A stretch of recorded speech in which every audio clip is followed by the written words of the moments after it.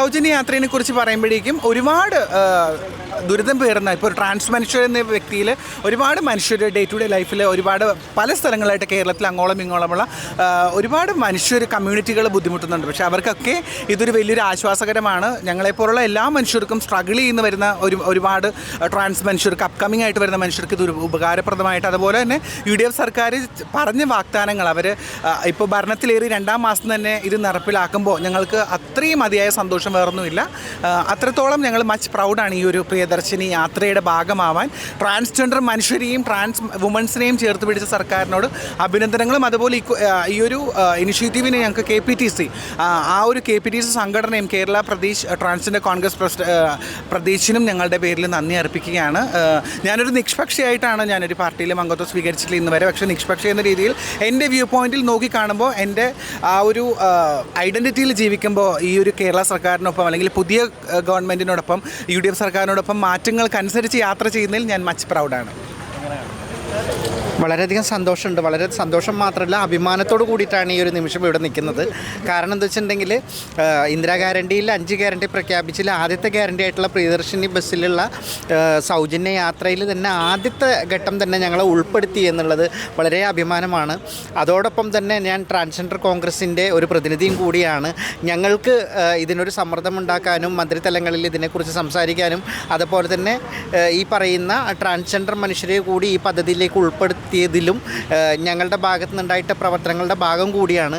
അതുകൊണ്ട് തന്നെ വളരെയധികം സന്തോഷം KPTC പോലെയുള്ള ഒരു സംഘടന ഇതിൽ ഇടപെട്ടു എന്നുള്ളതും അതുപോലെ തന്നെ മന്ത്രിതലത്തിൽ ഇത് ചർച്ചകളായി എന്നുള്ളതും അതുപോലെ തന്നെ അഭിമാനത്തോടു കൂടി ഈ നിമിഷം ഞാനിവിടെ നിൽക്കുവാണ്.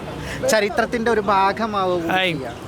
അപ്പോൾ ഭയങ്കര സന്തോഷം തോന്നുന്നുണ്ട്. കാരണം ഞങ്ങൾ കേരള പ്രദേശ് ട്രാൻസ്ജെൻഡർ കോൺഗ്രസ് ഇപ്പം ഇതിനകത്ത് ഇപ്പം ഒരു 7 വർഷം കൊണ്ട് വളരെ ആക്റ്റീവായിട്ട് നിൽക്കുന്നത് കൊണ്ട് തന്നെ ഞങ്ങളുടെ കാര്യങ്ങൾ ഞങ്ങൾ CMനോടും ബാക്കി എല്ലാവരും സംസാരിക്കാനും ഞങ്ങളെയും കൂടി ഉൾപ്പെടുത്തണമെന്ന് പറയുകയും ഞങ്ങളുടെ സ്റ്റേറ്റ് പ്രസിഡൻറ്റ് അമയ പ്രസാദും പിന്നെ ഞങ്ങളുടെ സ്റ്റേറ്റ് കമ്മിറ്റിയിലുള്ള എല്ലാവരും കൂടി ഇന്ന് ചർച്ച ചെയ്യുകയും അത് നമ്മുടെ ഗതാഗത വകുപ്പ് മന്ത്രിയെ കാണുകയും ഞങ്ങളെ ഉൾപ്പെടുത്താമെന്ന് പറയുകയും ഒക്കെ ചെയ്തു.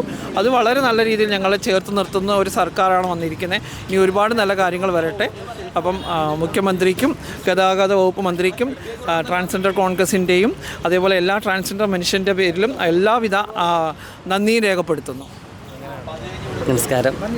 ഏറ്റവും ഫസ്റ്റ് ഒരു നന്ദി പറയേണ്ടത് ഇവിടുത്തെ മുഖ്യമന്ത്രിയോടാണ്, അതുപോലെ ഗതാഗത മന്ത്രിയോടും.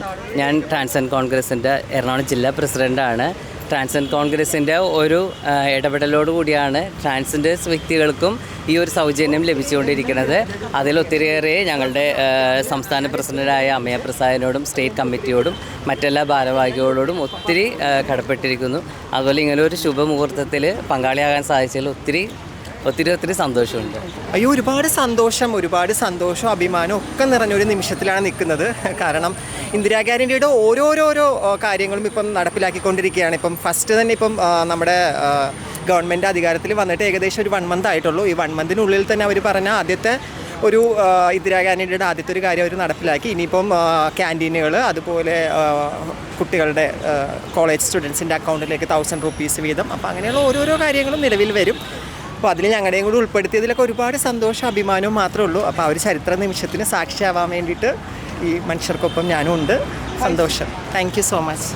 ഏറ്റവും പുതിയ വാർത്തകളും വിശേഷങ്ങളും വിരൽത്തുമ്പിലറിയാൻ Zee മലയാളം ന്യൂസ് എല്ലാ ഡിജിറ്റൽ പ്ലാറ്റ്ഫോമുകളിലും ലഭ്യം.